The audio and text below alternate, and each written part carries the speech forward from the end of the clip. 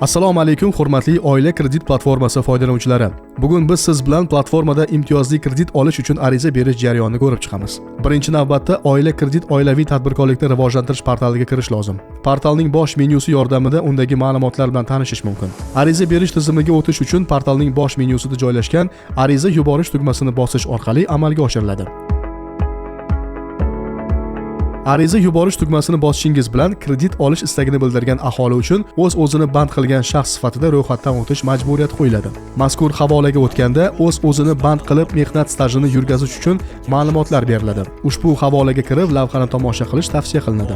Unda qanday qilib o'zini o'zi band qilish haqida tushunchaga ega bo'lasiz. Kredit olib faoliyatini rivojlantirmoqchi bo'lgan har bir fuqaro o'zini o'zi band qilib mehnat stajini yurita olishi mumkin. Agar fuqaro o'zini o'zi band qilgan shaxs bo'lsa, OK tugmasini bosib ariza berishi mumkin. Agarda fuqaro ilgari ushbu kreditdan foydalangan bo'lsa, tizim uning ma'lumotlarini topib ariza berish imkoniyatini cheklaydi. Chunki avval kredit olmagan aholi tadbirkorlik subyektlarini qamrab olishi, ya'ni bir shaxsga qayta emas, aksincha har bir fuqaroga oilaviy tadbirkorlik bilan shug'ullanish imkoniyatini berish va shu orqali har bir xonadonni qo'shimcha daromadli qilib, xonadon sharoitini yaxshilash dasturning asosiy maqsadi hisoblanadi.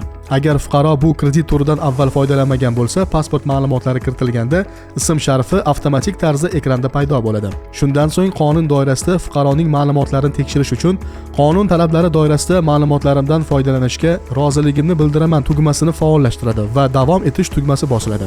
Shundan so'ng arizachining yashash manzilini kiritish bo'limiga o'tiladi. Unda arizachining tug'ilgan viloyati va tuman avtomatik tarzda namoyon bo'ladi. Agarda uning yashash joyi o'zgargan bo'lsa, manzilni o'zgartirish uchun tanlash imkoniyati beriladi. Portaldan yillar davomida foydalanish mumkin. Shu davrda arizachining yashash manzilidagi ko'cha nomi o'zgarib ketish ehtimollari bor. Bu borada yechim berilib, agarda ko'cha nomi chiqmasa, boshqa bo'lim tanlanadi va ko'cha nomini qo'lda kiritish imkoniyati beriladi.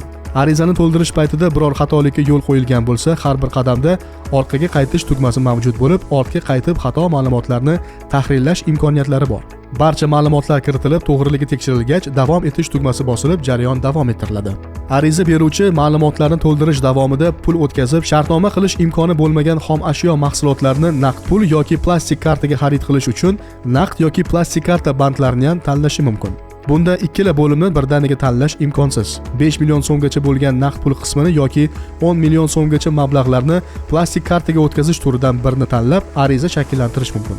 Ma'lumotlar to'la kiritilgach, davom ettirish tugmasi bosilib, daromadlar qismiga o'tiladi. Hamma ma'lumotlar kiritilgandan so'ng loyihaning iqtisodiy samaradorlik ko'rsatkichlari avtomatik tarzda shakllanadi va arizani tayyorlash tugmasini bosish orqali ariza matni tayyorlanadi. Ariza tayyorlanganda matnda mahallaga biriktirilgan hokim yordamchisining ism-sharifi, telefon raqami va arizani ko'rib chiqish muddati haqida ma'lumotlarni ko'rish mumkin. Arizada avvalo arizachining telefon raqamiga ulangan Telegram botga RS Informer orqali arizangiz qabul qilinishi uchun quyidagi havola orqali elektron hujjatni tasdiqlang matnidagi xabarnoma keladi. Telegramga kelgan kod raqamlari Telegram kodi deb yozilgan oynaga yoziladi va tasdiqlash tugmasi bosiladi. Arizachi kelgan kod bilan arizani tasdiqlagandan so'ng arizangiz qabul qilindi matnli xabari keladi. Ariza sanasi va raqami haqidagi ma'lumotlar ko'rinish beradi. Arizachi biror sabab tufayli arizani rad qilish istagida bo'lsa, ariza matnini ochib bekor qilish tugmasini bosadi.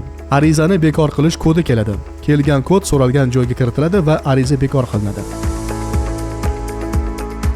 Ariza beruvchi fuqaro o'z arizasining holatini tekshirib turishi mumkin. Buning uchun oila kredit portalidan ariza holatini tekshirish oynasi bosiladi. E'tiboringiz uchun rahmat.